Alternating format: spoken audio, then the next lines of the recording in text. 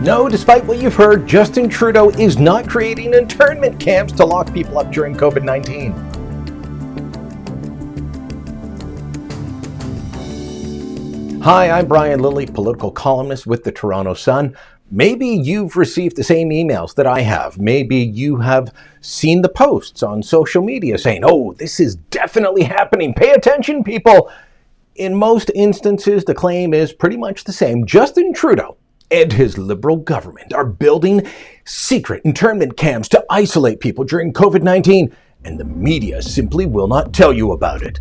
I mean, everyone knows the media is in on the secret, and they will do everything that Trudeau tells them to. Well, not quite. Look, there are plenty of reasons to be critical of the Trudeau government when it comes to COVID-19 and their response to the pandemic. But please, people, you do not need to make things up. And that's what this is. It's invented. Now, let me show you how this all started. See, back in September, the government sought proposals from private sector suppliers on their standard buy and sell website. It's where they look for everything. And they posted one request: federal quarantine/isolation sites. And that got tongues wagging. The request was for sites across Canada and asked for suppliers to give them information for the following. Quote, the government of Canada is considering engaging in a third-party service provider for federal quarantine isolation sites that will be used to house and care for people for public health and other related federal requirements associated with the COVID-19 pandemic response. This wasn't a solicitation for bids. It wasn't a promise of contracts. This was a request to the private sector to say, hey, if we need to isolate people, what do you have that we can use? Now, that got taken by some to mean internment camps were coming. That's how Ontario MPP Randy Hillier put it in his questions to the Ontario government, the Ford government, at Queen's Park. In my supplemental question yesterday, I asked this government if the people of Ontario should prepare for internment camps. Where will these camps be built? How many people will be detained? And for what reasons? For what reasons can people be kept in these isolation camps?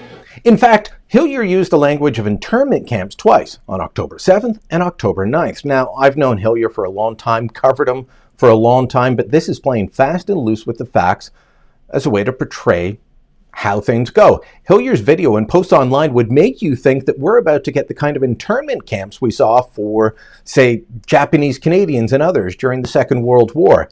It reminds me of the claims that FEMA camps would round up people in the United States at any moment. During the Bush years, the left claimed this was imminent. During the Obama years, the right claimed it's just around the corner.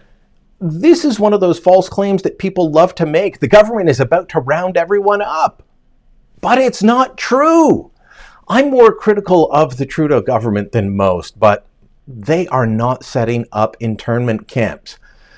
What they're looking to do is find a place for people who can be housed if they've contracted COVID-19 and they can't isolate. Imagine living in a small apartment or a small house and you've got a whole family and you don't have a basement and you need to isolate.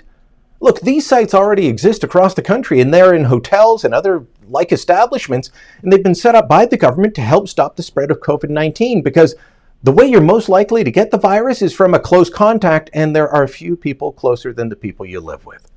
As I said, we don't need to start inventing reasons to be critical of the Trudeau government or provincial governments and how they've dealt with the pandemic.